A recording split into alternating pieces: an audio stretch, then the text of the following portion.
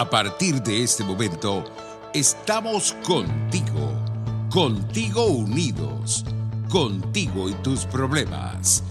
RCR presenta Contigo, María Corina Machado. RCR, contigo, contigo, María Corina Machado. María Corina, María Corina. El momento llegó, Venezuela. Venezuela, Dios los bendiga. Como todos los martes, es una enorme responsabilidad y un gran placer poder estar aquí con ustedes en esta ventana de la libertad, tanta oscuridad y tanto silencio que se pretende imponer en Venezuela, como es Radio Caracas Radio.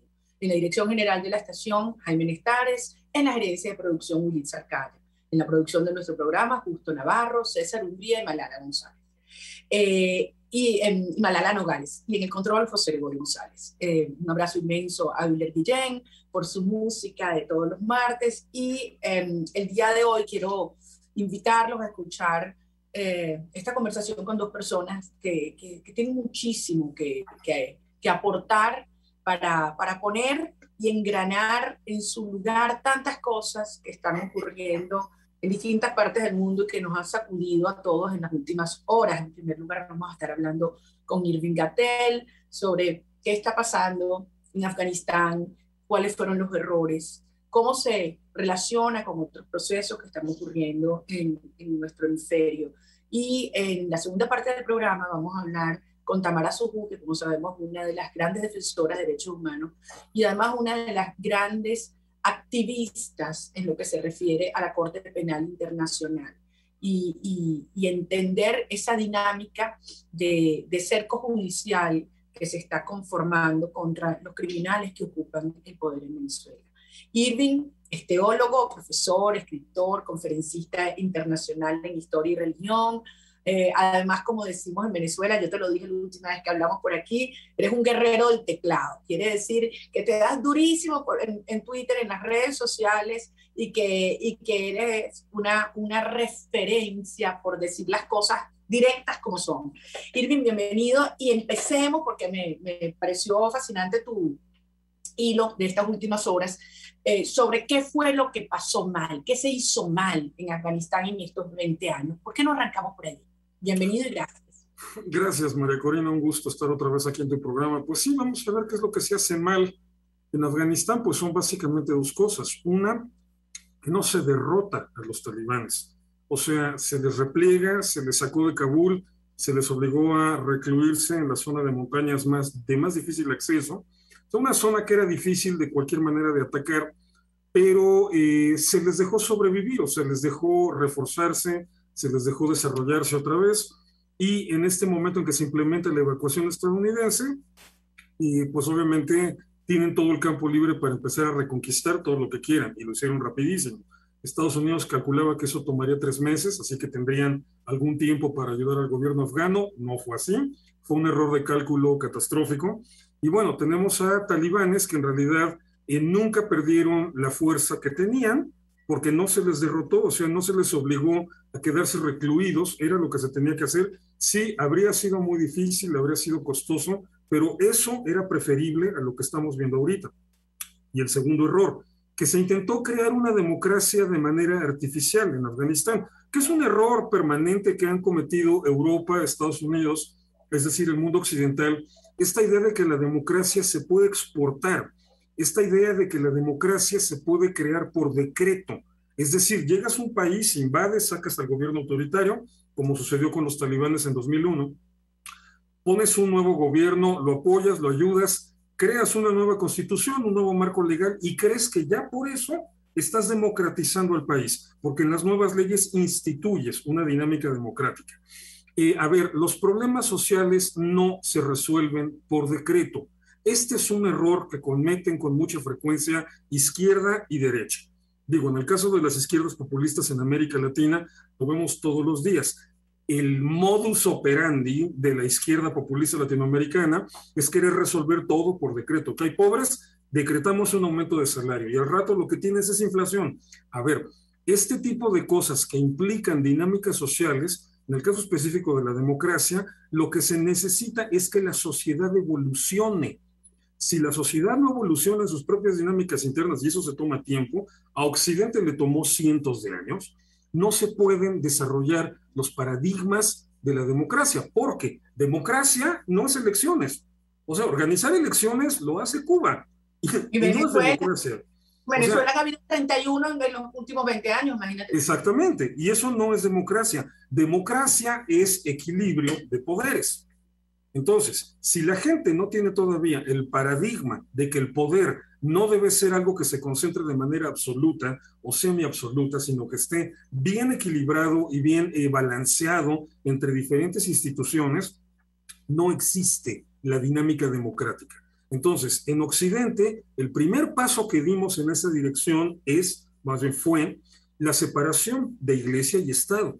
Ahí fue donde empezamos. Y ese concepto, ese paradigma, todavía no lo han desarrollado los países del mundo islámico. Es decir, no han empezado esta ruta. Por eso tú ves los sistemas de gobierno en Arabia Saudita, en los Emiratos Árabes, cualquier lugar del mundo islámico, el gobierno tiende a ejercerse de una manera vertical y autoritaria. En algunos lugares de manera, digamos, decente, pero no es democrática, y en otros de manera brutal, como es el caso de los talibanes. Entonces, no se podía imponer un modelo democrático. Se intentó, o sea, se intentó lo que no se debía intentar y no se hizo lo que sí se debía hacer, que era limitar, asfixiar al máximo posible a los talibanes. Ahora, a ver, porque mucha gente que se opone, digamos, a que Occidente actúe tanto para defenderse como para promover la democracia o las libertades, dicen, ahí está, ahí ven, fracaso de 20 años. En primer lugar, no han debido ni siquiera ocuparse de entrar a este país por la soberanía, etc. Ahora, ¿dónde quedan entonces los derechos humanos como noción universal? ¿Dónde queda la responsabilidad de proteger, que ha sido asumida también por las Naciones Unidas? En ese contexto, ¿cómo ves tú esta aproximación a este resultado de hoy y qué hubieras hecho tú distinto? Bueno, ¿qué hubiera hecho yo? No sé, no soy emperador así como para imaginarme qué podría haber hecho yo. Mira, hay una cosa definitiva, esta opinión de que es que no se deben meter porque la soberanía, no. Lo siento, esa es una insensatez. Una, Afganistán es miembro de las Naciones Unidas y como Estado miembro de las Naciones Unidas tiene una serie de derechos, pero también de responsabilidades y obligaciones que cumplir con la comunidad internacional. El problema fue aquí que los talibanes, que toman el poder más o menos 1996, empiezan a fomentar el terrorismo internacional. Entonces, perdón, cuando estás en ese nivel, si ya estás convirtiéndote en un problema internacional, no puedes decir, no, es mi soberanía. O sea, yo tengo derecho a fastidiarte la vida. No, mijo, no lo tienes. Dos, si aparte eres miembro de la comunidad internacional por medio de la ONU, con todas las obligaciones que eso representa, con la pena, la invasión, el ataque, el desmantelar la estructura del gobierno talibán en 2001, fue un acto perfectamente legítimo bajo las leyes internacionales. Y no nada más legítimo, sino también necesario.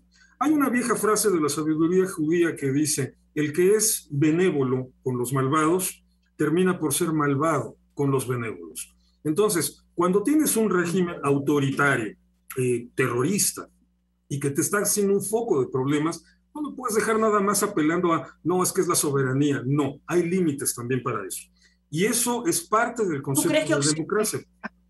Dime. Así es. No, ¿tú crees que Occidente y Europa en particular de alguna manera se han ido neutralizando, postrando ante los ataques y la culpabilidad que ciertos actores externos, y no solo políticos, sino en múltiples sectores, pretenden imponerle para amarrarla o para, digamos, Occidente más que Europa, pero Europa en particular? Sí, o sea, el problema, ideológicamente hablando, los problemas vienen de Europa. O sea, las tonterías filosóficas vienen de Europa. Pero obviamente afectan a todo Occidente. Eso incluye Estados Unidos, América Latina, Australia, Nueva Zelanda, que aunque están del otro lado, bueno, son parte del mundo occidental, ¿no? Aquí el problema es, lo señalaba en el último hilo de Twitter o en el penúltimo, el problema es el remordimiento de conciencia que se genera después de la Segunda Guerra Mundial.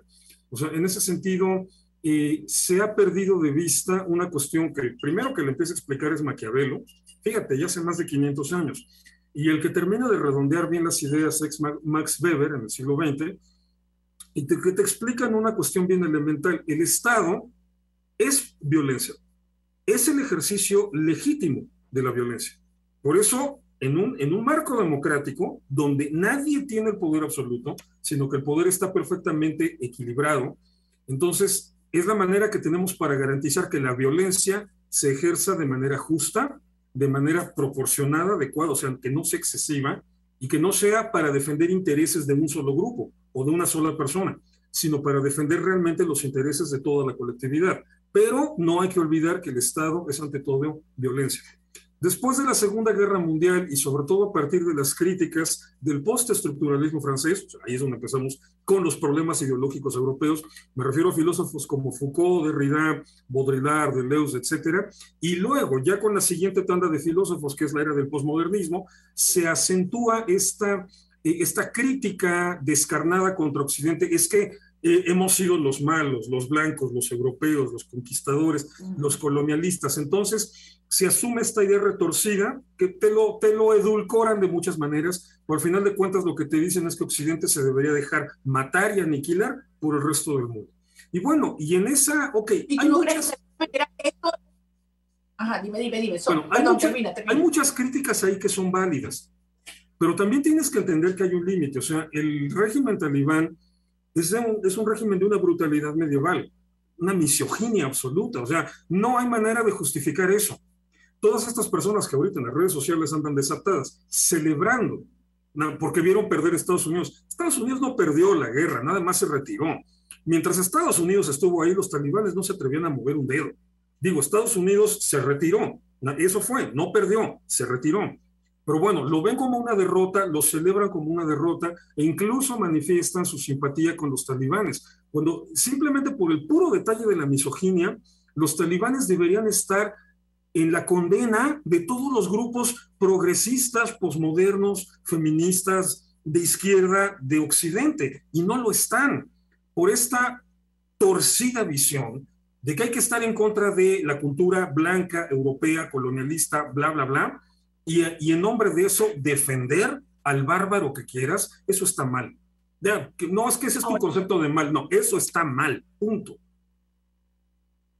Ahora se suman muchas agendas y tendencias en esa dirección, y para muchos, sobre todo te hablo aquí en nombre de los venezolanos, se nos da la impresión de que efectivamente Europa, Estados Unidos y otros países se están lavando las manos, no se están defendiendo frente a lo que nosotros percibimos como un conjunto de fuerzas que son antioccidentales, que se expresan de distinta manera, pero que en el caso concreto de Venezuela han ocupado el territorio. Entonces, no puedes exportar democracia, pero parece que los totalitarismos y los sistemas de dominación sí, y pareciera que Occidente como que observa esto y no genera una reacción.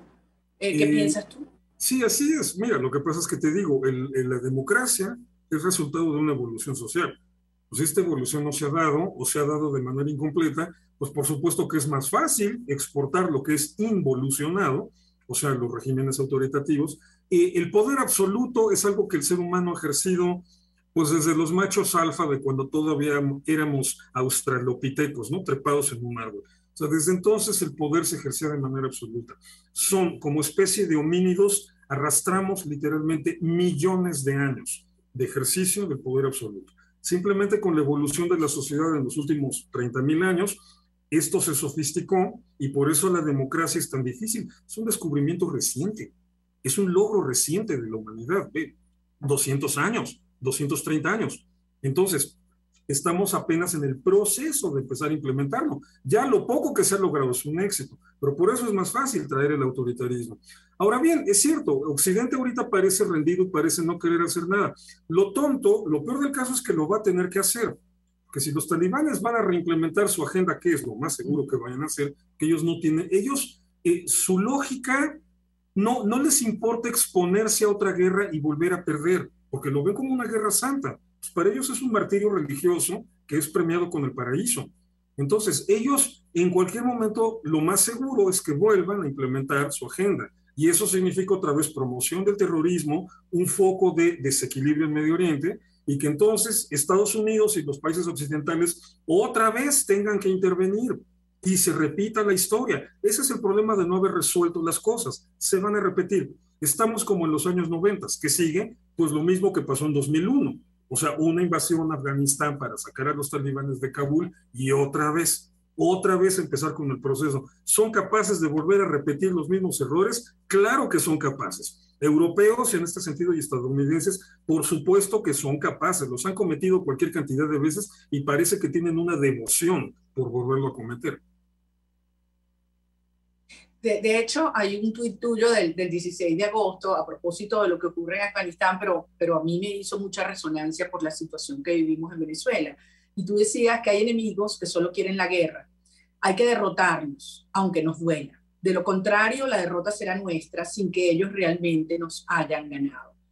Me ha hecho una enorme, como te decía, resonancia la situación venezolana, porque una vez más, y ahora lo estamos viendo además con un episodio en tu país, hay un sector de la dirección política que en un momento crucial, después de haber logrado alineación de muchas fuerzas externas e internas, de que el mundo reconociera el régimen de Maduro como un conglomerado criminal, un Estado criminal, y en ese contexto abordarlo y como criminales tratarlos, y además como un régimen ilegítimo, pues bueno, vuelven a caer por 14ª vez en una, para mí, una enorme trampa, que lo que busca es lavarse la cara y legitimar a Maduro, en este caso en un diálogo convocado como anfitrión por López Obrador.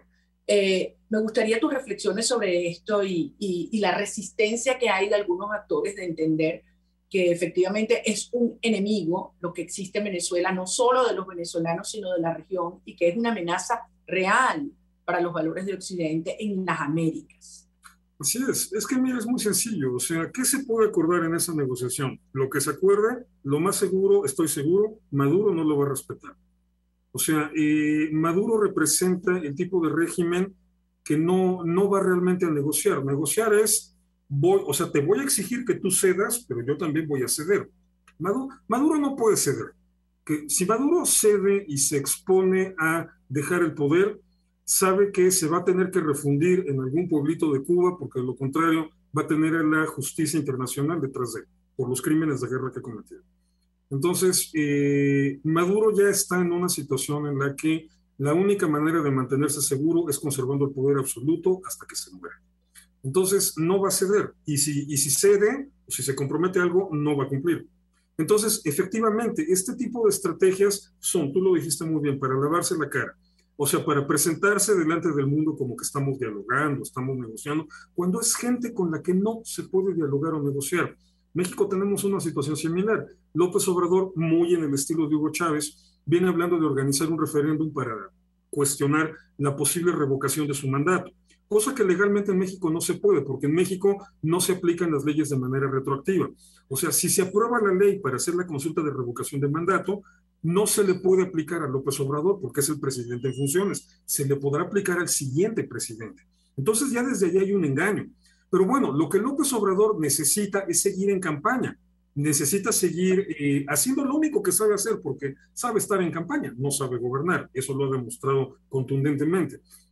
Pero entonces necesita este show, este espectáculo circense para presentarse como una persona muy democrática, que está dispuesto a negociar, cuando todos sabemos que la verdad es que si pierde la revocación de mandato, no se va a ir, se va a quedar, porque nunca ha sido su intención negociar. Y es lo mismo. No, y que además el objetivo es buscar la reelección. Exacto, o la extensión, no puede con la reelección, no tiene las herramientas legales para hacerlo. Lo que va a buscar es la extensión de su mandato. Entonces, ya se sabe que todo esto es parte de este entramado. Entonces, es un show, y tú lo has dicho muy bien, es un show muy necesario y es una trampa propagandística en la que la oposición no debe caer. Por eso en México estamos insistiéndole ya a la gente a no participar en la encuesta por la revocación del mandato, y de esa manera en realidad la comunidad internacional debería boicotear esta negociación con el régimen de Maduro, porque no va a llevar a nada. No va a llevar absolutamente nada. Pero esperemos que no haya en el caso de México, como en Venezuela, algunos actores que por razones que para mí ya eran inconfesables, pero ahorita son bastante explícitas, terminan cayendo en estas dinámicas, porque al final se convierten en parte del propio sistema. Mira, me quedan 2 minutos, yo sé que tú estás súper apurado, pero me preocupa mucho lo que algunos plantean de cómo López Obrador podría erigirse en una especie de sustituto de Hugo Chávez en la cabeza y la promoción del Foro de Sao Paulo, cuando también hay un Lula también muy desgastado, todos los temas de corrupción, etcétera, y que López Obrador se convierte un poco en articulador de esto, y vemos que viene con una embestida durísimo contra Almagro y contra la OEA. ¿Qué alianzas ves tú allí? ¿Le ves a él con fuelle capaz de llevar adelante iniciativas? Porque el canciller sí ya lo dijo. El canciller ya lo dijo, el canciller mexicano. Sí, no, te lo voy a decir ahí sincero como es. No se preocupen, López Obrador no se va a convertir en eso por una razón muy sencilla, no tiene dinero. Eso cuesta, no tiene dinero. Hugo Chávez pudo hacerlo porque estaba en ese momento cumbre de los ingresos petroleros. López Obrador no tiene eso. Y no lo va a tener. Y lo poco que pudiera tener de dinero, déjame te digo, López Obrador, tenemos la ventaja de que es un pésimo administrador. Pésimo administrador. O sea, que parte de los problemas que tenemos ahorita en México es justamente porque no hay dinero para nada, que quién sabe en qué se lo gasta el señor. Entonces, ni se preocupen. López Obrador es el tipo de líder político que no tiene la mínima capacidad para asumir el liderazgo en algo como el Foro de Sao Paulo. Y si lo llega a hacer, peor para el Foro de Sao Paulo, ¿eh? O sea, de hecho, a mí me encantaría que lo hiciera, que sería casi garantía de su colapso. Mira, oye, Irving, y lo de Almagro, porque ahí se ve que tienen claramente una agenda de socavar a Almagro y de ponerlo a un lado, ¿no? Claro, pero a veces me da la impresión que son como las hormigas peleándose contra el elefante, ¿no? El chiste de que se le trepan porque les pisó el hormiguero, lo quieren matar y pues, el elefante se sacude y las tira y nada más queda una y las de abajo le gritan, ahórcalo, ahórcalo. O sea, estás viendo una rebelión de países sin ton ni son. Mira, seamos honestos, el Foro de Sao Paulo, ya más que la agenda para fomentar el comunismo, es una agenda para ver quién mantiene a Cuba, quién mantiene al régimen cubano, que es un régimen muerto de hambre, que depende literalmente de la caridad internacional. Entonces, o sea, no tienen tantas posibilidades de éxito justo porque están arruinados económicamente. El socialismo te deja en la ruina económicamente. Antes se podía porque tenían el apoyo de Rusia y ahorita han sobrevivido por el remordimiento de conciencia occidental de que no quieren derrotar a sus enemigos. Entonces, Estados Unidos y Europa no han querido terminarlos de ahorcar. Digo, sin invasiones, nada más necesitas meter un buen sistema de sanciones económicas contra los líderes para terminarlos de ahorcar. No han querido, por eso han sobrevivido.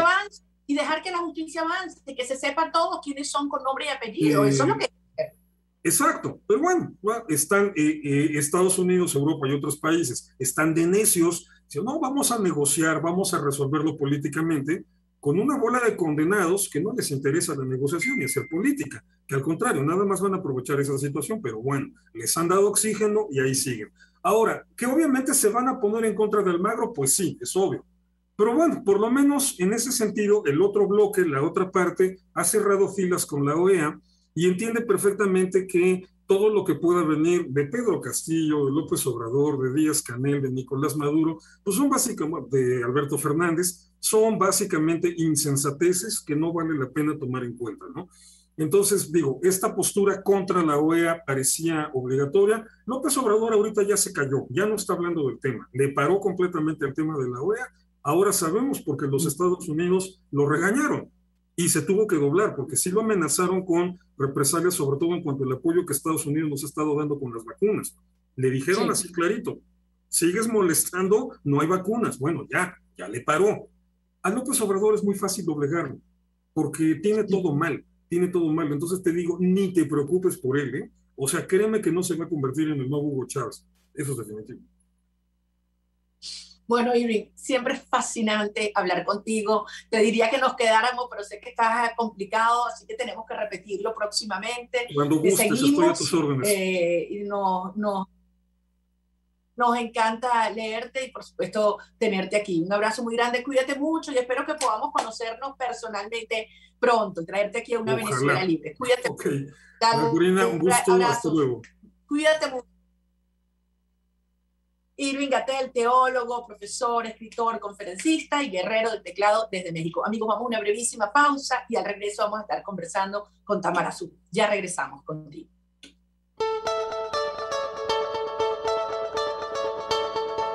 Les estamos presentando Contigo, el espacio donde tú y tus dirigentes se escuchan, solo por RCR 750. Puedes seguirnos en nuestras redes sociales, en Twitter, @RCR750, la radio que se ve. En tiempos de pandemia, la solución más efectiva es un concentrador de oxígeno, porque ofrece un suministro infinito de oxígeno. No necesita recargas. Además, aplica dosis de oxígeno según el pulso del paciente. Contáctenos 0412-030-9150. Antes de empezar el día, entérese de lo que acontece en el país junto a Pedro García Otero en Titulares de la Mañana, de lunes a viernes a las 6:30 de la mañana. Acompáñelo y empiece su día bien informado. Titulares de la Mañana con Pedro García Otero, solo por RCR 750 AM, porque lo bueno une.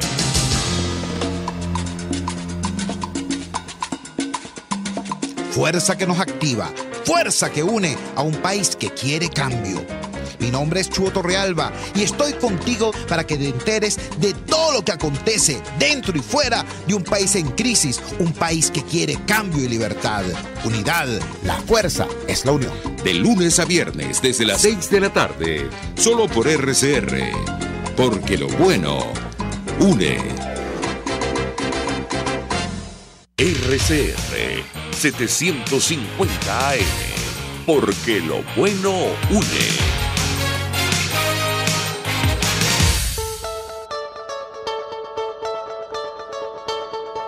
Les estamos presentando Contigo, el espacio donde tú y tus dirigentes se escuchan, solo por RCR 750. Aquí estamos, amigos, de regreso contigo. Y para mí esta próxima entrevista en este momento tiene un gran significado.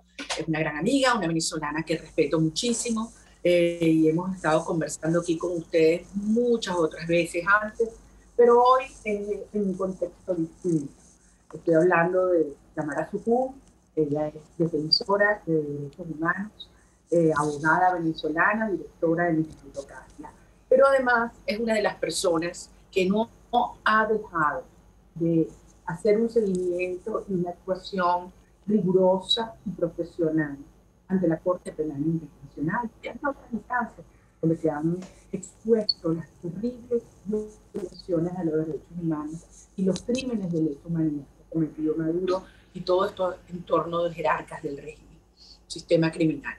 Así que hoy, en primer lugar, habiendo tenido lugar hace pocos días la publicación que hizo pública, la versión completa de las opiniones, de la versión de las observaciones de la fiscal saliente Fatou Bensouda, yo creo que es un momento, en primer lugar, que hay que hacerle un reconocimiento a todas aquellas personas y organizaciones dentro y fuera del país que han hecho esto posible.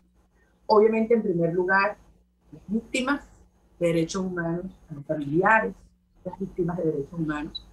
Hay que hacer un gran reconocimiento a los defensores, las organizaciones de derechos humanos, como Tamara, el Centro Casla, el Instituto Casla. Creo que hay que hacer un gran reconocimiento a la Organización de Estados Americanos y a la OEA, donde se hizo un panel en el 2017 que sirvió de base para que 6 gobiernos, en un evento sin precedentes, 6 gobiernos llevaran a la Corte Penal Internacional los hallazgos y las denuncias que dieran curso a este proceso. Así que yo quiero hacer un reconocimiento a todos aquellos que, como tú, Tamara, durante tantos años han hecho entender a los venezolanos que sí, la justicia puede tardar, pero llega, y que frente a estos criminales habrá justicia. Entonces, quisiera que nos explicaras cuál es la situación de la investigación ante la Corte Penal Internacional, qué significa lo ocurrido esta semana y cómo ves tú los próximos pasos y los plazos. Bienvenida. Muchísimas gracias, María Corina. Bueno, muchas gracias por tus palabras. La verdad, ha sido un arduo trabajo, ¿no? Un largo camino el de la justicia, que está dando sus frutos, que yo creo que lo más importante de todo lo que nos está pasando con el tema de la Corte Penal Internacional es que ya quedaron estos criminales expuestos al mundo, de que además le dijeron que se han cometido crímenes de lesa humanidad y que en Venezuela no se quiere hacer justicia.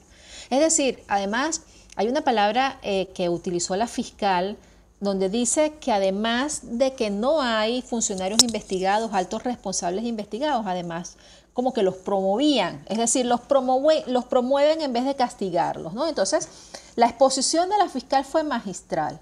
Yo creo, y tú y yo lo hemos hablado muchas veces, María Corina, porque me has dado muchas veces la oportunidad de explicarlo. Yo siempre confié en el trabajo que se estaba realizando en la Corte, porque como actora, como denunciante, como otras personas, como otras ONG, sabíamos cómo iba ese proceso, ¿no? Y había mucha gente que remaba en contra, porque además de eso tuvimos que pelear, luchar contra el desánimo que se desataban en las redes sociales diciendo que no iba a pasar nada, que la fiscal era una no sé qué cosa, que eso no iba a pasar de ahí, y que traía mucho desánimo en las víctimas, ¿no? Porque entonces las víctimas se preguntaban que para qué iban a denunciar y a exponerse si simplemente no iba a ocurrir nada, ¿no? Y yo a veces decía en las redes que parecíamos el G2 cubano, nosotros mismos desanimando a la gente a denunciar, ¿no? Entonces era toda una campaña, pues, y así como creímos en el trabajo que se estaba realizando y creímos en esta instancia internacional, esta instancia dio sus frutos. La fiscal hace un escrito de observaciones cuando el fiscal de la estructura criminal de Maduro, Tarek William Saab, trató de sabotear esos últimos días de la fiscalía, donde se conocía que ella iba a anunciar su decisión, porque ya lo había dicho, ¿no? Ellos trataron de meter un control judicial sobre el informe de la fiscal que ya estaba listo. Y explica qué significa eso, el control judicial. Sí, el control judicial es simplemente que fue extemporáneo, ¿no? El control judicial se hace cuando ya tú publicas el informe final del examen preliminar y determinas que vas a abrir una investigación formal. Y es cuando ya está publicada la decisión de la Fiscalía que el Estado puede entonces pedir un control judicial sobre ese informe para profundizar más en qué llevó a abrirse esa investigación, en los casos y todo esto, ¿no? El fiscal, saboteando estos últimos días del mes de junio, él pide ese control judicial extemporáneo.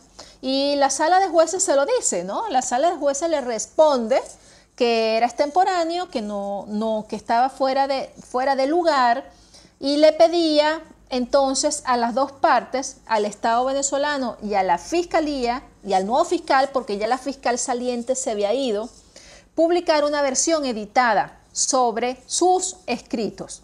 La fiscal saliente, María Corina, el día que salió, colgó en la página una carta de despedida. Y en la carta de despedida era muy clara con el tema de Venezuela. Es decir, ella lo único que le faltó fue salir en una cámara y decir: yo conseguí que en Venezuela se estaban cometiendo crímenes de lesa humanidad, que no hay investigaciones serias, que no hay acusados de los altos responsables, que no hay interés en la justicia y por lo tanto la Corte Penal es en la parte de la admisibilidad. Todos los crímenes que fueron estudiados son admisibles para pasar a la etapa de investigación. Eso fue en cortas palabras lo que dijo sobre Venezuela, ¿no? Entonces, ¿qué sucede? El Estado venezolano, Tarek, publica su versión editada el 13 de junio, y el fiscal nuevo publica una carta hace 2 semanas donde le pide a la sala de jueces que se publiquen las versiones originales y no editadas. Es decir, él pide una reconsideración sobre la publicación de esas versiones y además en un párrafo abajo dice que dado que pues, el Estado venezolano ha publicado una versión editada que no es más que la original, porque parece que no había otra versión, sino simplemente la que publicaron antes y después, ¿no? y que él consideraba que la sala de jueces había dicho cosas que se consideraban confidenciales y que por lo tanto ya no había base para ocultar nada que siguiera siendo confidencial. Entonces él pide que se publiquen las versiones originales. Esto sucedió la semana pasada, el miércoles de la semana pasada, donde se cuelgan las observaciones de la fiscal.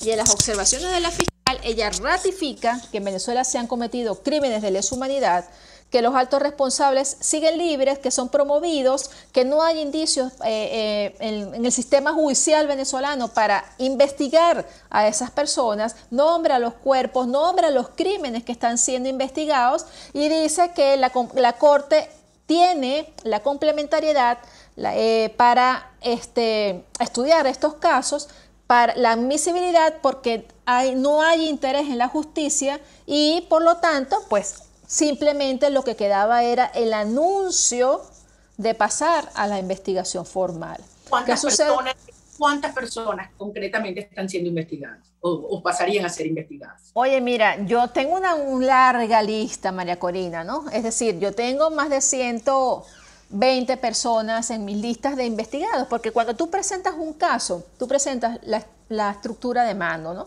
¿Quién está al mando? ¿Quién estaba de ministro de justicia, de fiscal, de defensor, de director? Y de ahí para arriba, y hasta arriba. Por supuesto, es que el mando, la cabeza es Nicolás, porque no pasa nada en Venezuela sin que él no lo sepa, ¿no?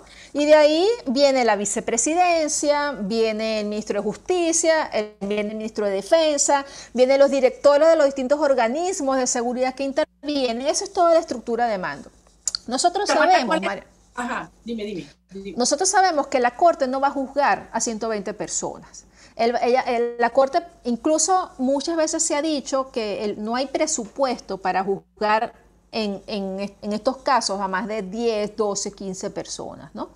Entonces, y lo bueno de todo esto es que a quienes juzga es a las cabezas, no a los medios ni a los bajos, sino a las cabezas. Por eso que están tan asustados, María Corina, porque ellos saben que estamos a muy poco de que se anuncie la investigación formal, que es lo único que falta, porque ¿qué sucede cuando se cuelga el informe original de la fiscal, que no es cualquiera, sino que era la fiscal jefe de la Corte, que fue la que llevó las 4 fases del examen preliminar sobre Venezuela, que fue la que estudió los casos, la que examinó las pruebas y la que determina antes de irse que había suficientes elementos para abrir una investigación, es decir, que para avanzar en el tema de la investigación, ¿no?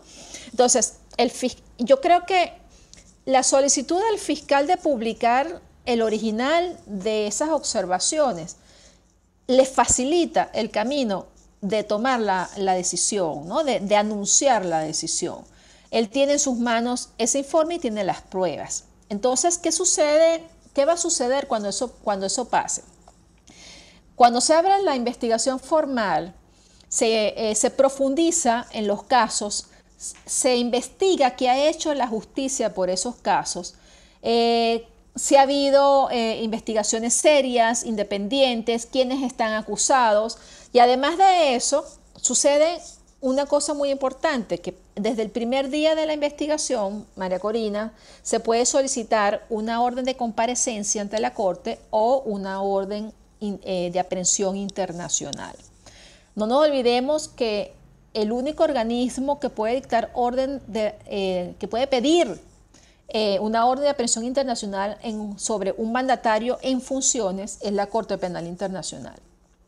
Y esto a partir del momento en que se inicie la investigación. Sí, o sea, que es el próximo paso. Correcto, se puede solicitar. ¿Cuándo se puede solicitar? La orden de comparecencia es cuando tú tienes la seguridad de que la persona se va a presentar voluntariamente en la Corte. La orden de aprehensión internacional puede suceder en 3 casos. Cuando los crímenes de lesa humanidad siguen ocurriendo en ese estado, parte del estatuto, no han cesado y se siguen cometiendo, cuando los altos responsables tienen la intención de obstruir la justicia internacional y las investigaciones, o simplemente cuando no hay interés en la investigación y no avanza simplemente, ¿no?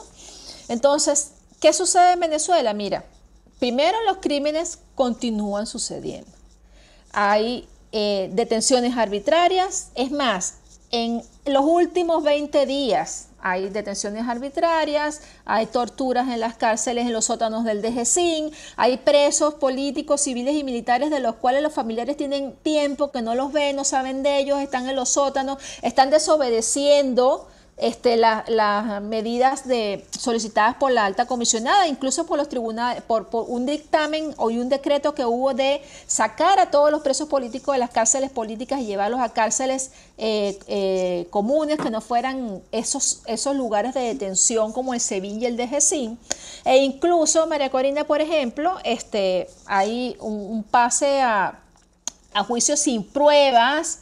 Esos juicios sumarios que se están haciendo sobre civiles y militares para decir y mentirle a la justicia internacional de que se están investigando los casos. Hay sentencias que han condenado a militares que han sido acusados de forma arbitraria y que han sufrido torturas. Y en esas sentencias y en ese pase a juicio no hay una sola solicitud por parte de la Fiscalía y de los jueces de que se abra la investigación. Tú lo que estás describiendo es una situación donde todos los horrores que la Corte ha estudiado y documentado y que darían pie a abrir la investigación, siguen ocurriendo en Venezuela, con lo cual podría haber una justificación para ordenar o para solicitar una orden de aprehensión internacional. Correcto.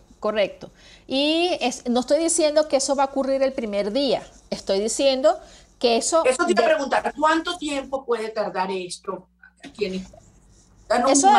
Eso depende de lo que determine la Corte, ¿no? Si la Corte tiene las pruebas suficientes para saber que siguen ocurriendo esos crímenes, que hay obstrucción en las investigaciones que ellos quieran hacer en Venezuela. Hasta ahora hemos visto un Tarek ofreciendo hasta ven para acá, fiscal, a Venezuela, para que conozca lo que estamos haciendo. A mí me gustaría que el fiscal presentara, por ejemplo, las experticias que ha hecho la Fiscalía para saber dónde está Hugo Marino Salas.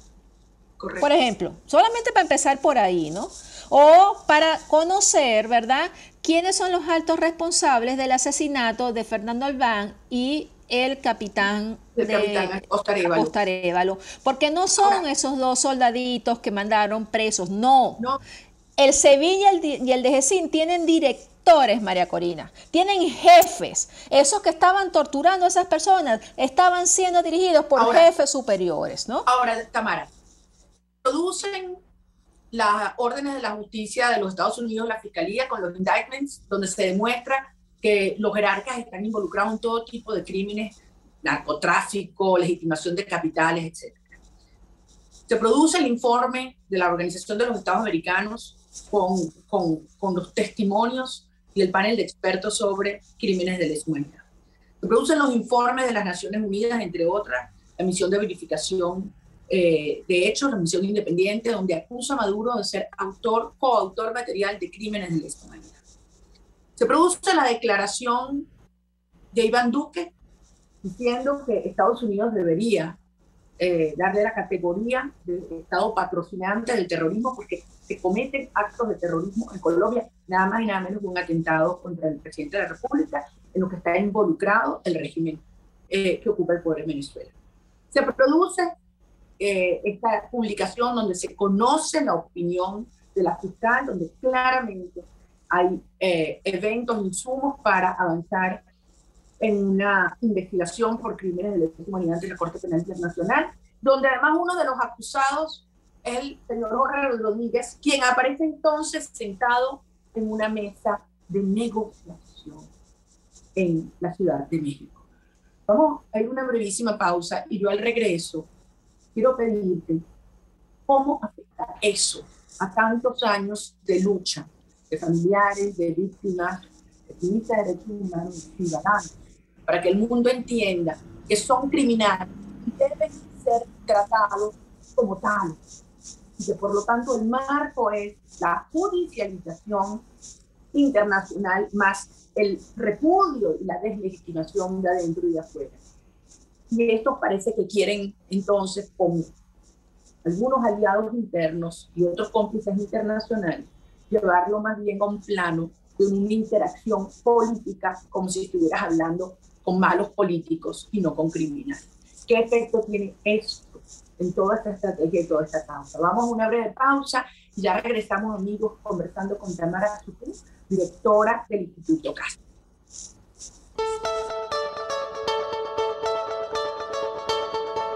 Les estamos presentando Contigo, el espacio donde tú y tus dirigentes se escuchan, solo por RCR 750. Sintonícenos a través de Periscope, @RCR750, la radio que se ve. El que sabe de sabor sabe de saber que Del Corso es la clásica pastelería italiana de Caracas. Qué ricos sus dulces típicos tradicionales, como los auténticos cannoli, la sfogliatella o la cola de langosta, no tienen comparación. La pasta seca de almendras y chocolate o su gran variedad de tortas, cumpleaños, bodas, bautizos o comuniones, reuniones familiares o eventos corporativos. Teléfonos 0212-941-1971. Pastelería Del Corso, la pastelería italiana por tradición y excelencia. Voz de América. Información precisa, completa, veraz, objetiva e independiente. Directo a tu pantalla. De lunes a viernes a las 2 de la tarde por RCR 750. RCR 750 AM, porque lo bueno une.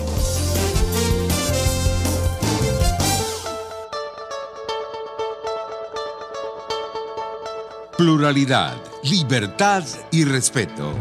Estás escuchando Contigo, solo por RCR 750. Estamos, amigos, de regreso contigo y conversando con una gran amiga, una de esas venezolanas que admiramos muchísimo, no solamente por su férrea defensa de la justicia, por jamás haber abandonado a las víctimas de la represión brutal, por decir la verdad, por nadar en contra de la corriente, como aquellos que no renunciamos a la libertad plena para Venezuela como el único propósito y destino de nuestra lucha. Y porque además ella no acepta medias tintas cuando de la justicia se trata, y es Tamara Sucú, además, guerrera del teclado. Perdón que no te había dado esa importancia que yo tanto admiro en este espacio.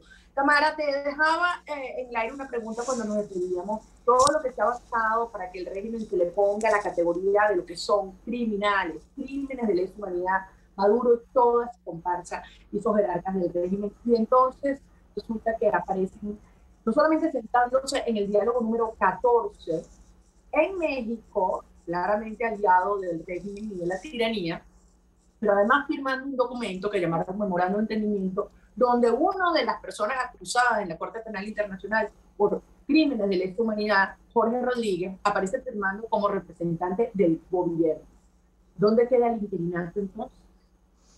Bueno, mira, eso es interesante, ¿no? Porque tú estás sentado ante una persona que supuestamente representa al Estado, al gobierno, y reconocido de esa manera por el gobierno de México, porque es, por supuesto, el que le está dando el espacio para la mesa. Y interesante lo que tú me preguntaste antes de ir a la pausa, ¿no? Es cómo afecta esto el tema de la justicia internacional. Yo lo que pienso es que en ese acuerdo de entendimiento no se nombró por primera vez el tema de la justicia internacional, no lo tocaron. Y no lo tocaron porque yo creo que es que le caímos tanto encima, porque fue así, ¿no? Porque cuando estaban pensando en eso muy al principio, por allá en el mes de mayo, que se decía que el tema de la justicia era muy lenta y que entonces el tema de la justicia nacional, y entonces empezó, tú sabes, el régimen a decir que estaba haciendo justicia y Tarek a mandar papeles y qué es lo que pasa aquí, ¿no? De que queremos que la Corte Penal Internacional crea que se está haciendo justicia en Venezuela y que entonces sea complementaria y no absorba los casos, sino que tenga la parte de la complementariedad, ¿no?, activa, la complementariedad, pasiva de la justicia, esa parte ya no aparece en este documento, porque era sumamente peligroso que ellos estuvieran ofreciendo impunidad, María Corina, a quienes están acusados en la Corte Penal Internacional, porque sencillamente eso no va a ocurrir. Es decir, el tema de la Corte va solo. Cuando se inicia una investigación, esa investigación continúa, sigue hasta que se sepa que hay investigaciones serias, hay responsables que están siendo investigados y hay... o sea, ¿tú no crees que hay un riesgo que entre lo que negocian supuestamente en México a cambio de las migajas que le den a la oposición, puede haber alguna pretensión o algún esfuerzo de algunos actores nacionales o internacionales de que la Corte Penal vaya más despacito? Yo sí creo que puede haber un esfuerzo, y puede haber un esfuerzo sobre todo en la oposición que en este momento le hace juego al régimen. No en la oposición secuestrada que de alguna manera funciona con un hacha aquí, sino la que está totalmente de acuerdo en ir a elecciones, que está totalmente sentada con el régimen, ¿verdad? Y que además puede ser capaz de decir que sí, que en Venezuela podemos hacer justicia con un sistema judicial secuestrado hace 20 años, con jueces y fiscales que son usados y utilizados como herramienta para reprimir, y con ese sistema de justicia ellos piensan que se puede hacer justicia en Venezuela. El que dice eso, María Corina, es cómplice. El que dice eso no es opositor, es cómplice de la tiranía y le quiere lavar la cara a los altos responsables. Porque si hay algo que quieren hacer en este momento los altos responsables, y lo denuncio en tu programa, es lavarse la cara acusando a los que están abajo. Porque en este momento están surgiendo acusados que golpean, que torturan o que han estado de alguna manera involucrados en algunos casos para lavarle la cara a los jefes. Es decir, funcionarios policiales, oficiales, que van a ser acusados como chivos expiatorios, como el chinito de Recadi, ¿lo recuerdas?, para lavarle la cara a los jefes. Y eso recibiendo órdenes de ellos directamente, que seguramente es lo que vamos a escuchar en los tribunales, si es que no les ofrecen dinero para que no digan nada, ¿no? Que te decía que eso es lo que está, esto tú crees que es producto de que está avanzando el proceso en la Corte Penal, y para ellos poder decir, no, sí, aquí sí se está haciendo algo. Correcto. Culpando a los demás bajo nivel. No, y además es todo eso, como yo te decía, todos esos juicios que están ocurriendo ahora, porque ahora sí están apresurados en juzgarlos, pero los están sentenciando, María Corina. Es decir, les están diciendo, fíjate una cosa, les están diciendo que si admiten, ¿verdad?, le van a dar medidas cautelares. Los están haciendo admitir para no pensar que van a pasar 20 años dentro de una cárcel en una dictadura, ¿verdad? Los están obligando de forma cruel a admitir y después los dejan presos igualitos. ¿Y cuál es la diferencia, Tamara, en ese chantaje del que le han hecho algunos supuestos opositores o perseguidos, de que si se lanzan como candidatos les quitan las penas, pueden regresar al país o los sueltan? ¿Cuál es? Y yo me pregunto si todavía creen en la palabra de un narcotirano. ¿Será que creen realmente en la palabra de una persona criminal que se ha demostrado que miente todo el tiempo y que hace lo que quiere con quien quiere después de que obtiene lo que quiere, que son unas elecciones, y que se lancen a candidatos? Es que se le olvida el caso de yo no sé qué pasa por la cabeza, por ejemplo, de Daniel Ceballos, ¿no? ¿Se le olvida acaso que fue el alcalde más votado en las elecciones y que fue casi que el mismo año inmediatamente preso y lo tenían en la mazmorra torturado en la 26 de julio? ¿O se le olvida el caso de Damián Volansky o del alcalde metropolitano, que también fueron presos y perseguidos? ¿Por qué crees tú que hay personas que saben cuál es la naturaleza del régimen? Que esto no es un proceso de elección, sino son asignaciones. Es decir, lo que están negociando cuando se sientan allí es cuánto hay para esto, ¿no? ¿Por qué lo hacen entonces? Porque deteriora y daña tanto esfuerzo que personas como tú y con tanto sacrificio de víctimas y familiares denunciando alrededor del mundo que son criminales, y esto les lava la cara. ¿Por qué lo hacen? María Corina, yo creo que tiraron la toalla. Yo creo que ellos ya no están luchando por la libertad de Venezuela, por salir de un régimen, por salir de un sistema opresor, sino por sobrevivir, por simplemente seguir en la política, tratando desde adentro, siendo partícipe de alguna forma como gobernador o como alcalde, el tiempo que pueden durar ahí, de creer que pueden sacar a Maduro o que pueden luchar con armas de la democracia contra una tiranía. Es que no nos olvidemos, mira, ese documento que tú nombras, María Corina, es tan parece que estuviera hablando de Suecia o de Suiza, porque habla del Estado de Derecho. ¿Cuál Estado de Derecho? Habla del respeto a los derechos humanos. ¿Qué derechos humanos hay en Venezuela? Es decir, habla de no conflicto, no violencia, no conspiraciones, pero sí lo que conspiran y lo que violentan a los venezolanos son ellos todos los días. Eso es un mamotreto de papel donde tú crees que estás negociando con una persona que respeta los valores democráticos. No, es una tiranía la que tienes al frente que ha cometido crímenes de lesa humanidad. Así que ¿de qué derecho y de qué Estado de Derecho y de qué derechos humanos estás hablando en ese papel, ¿no? ¿Dónde están la liberación de los presos políticos, por ejemplo? María Corina, quería mencionarte algo rápido. Dime. Algo importante, que es que me han preguntado muchas personas por qué se habla desde al menos el 2017. ¿Dónde están los demás, ¿dónde están los demás años? Esto es muy importante. Correcto.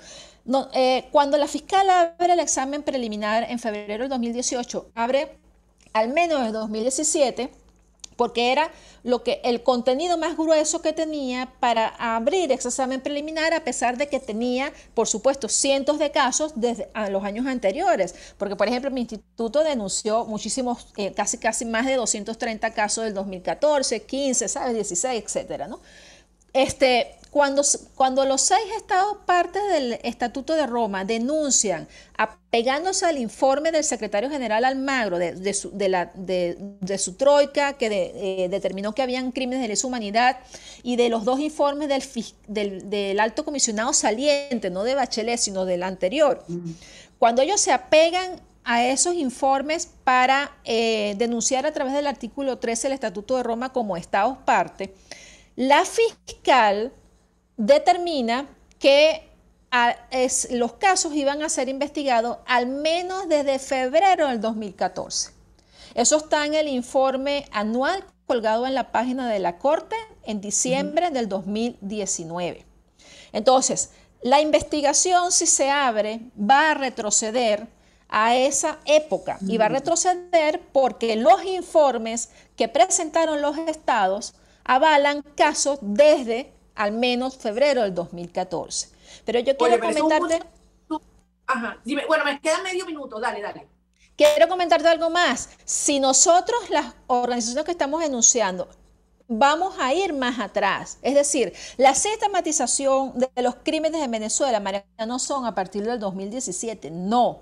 Esto fue una planificación, una estructura, hacer estructuras para torturar, construir cárceles para reprimir y mantener a los detenidos, y además educar a los organismos de seguridad y a los miembros de las Fuerzas Armadas para reprimir, para torturar y para maltratar a los venezolanos. Esto es toda una planificación sistemática. Por lo tanto, vamos a poder ir atrás. Te vamos a traer de vuelta, porque si hay algo que hay que explicar con esta claridad y esta firmeza es precisamente esto.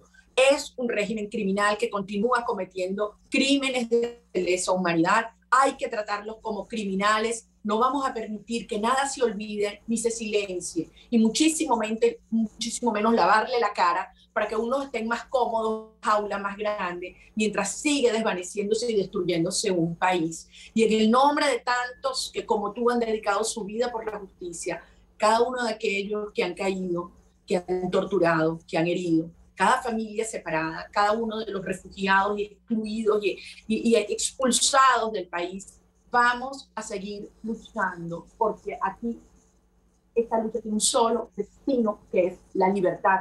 Y punto. No caeremos en trampas, y más bien estos episodios terribles, indignos, como lo que estamos viendo en México, o esta farsa del 21 de noviembre, sí va a servir para algo, y es para que caigan todas las parejas, cada quien deba definirse y el país tenga muy claro quién es quién. Y en cuanto a ti, mi respeto, mi cariño, mi admiración, ahora sigue adelante, que Venezuela necesita más que nunca. Así que ten fuerza porque lo vamos a lograr. Mi cariño, mi respeto. Cuídate mucho. Gracias, María Corina. Mi admiración para ti también por luchadora, por valiente. Gracias. Chao. Gracias, amigo. Tamara Sucú, defensora de derechos humanos, directora del Instituto Casla, que hoy nos ha dado información valiosa y real de por qué esta lucha sí está avanzando y por qué no nos vamos a rendir jamás hasta lograr la libertad y que haya justicia plena, porque esa es la salida para el horror que hoy vivimos. Hasta el próximo martes, queridos amigos, nos vemos aquí contigo.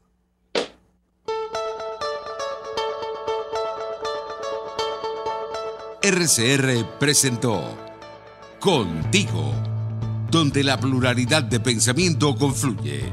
Solo por RCR 750.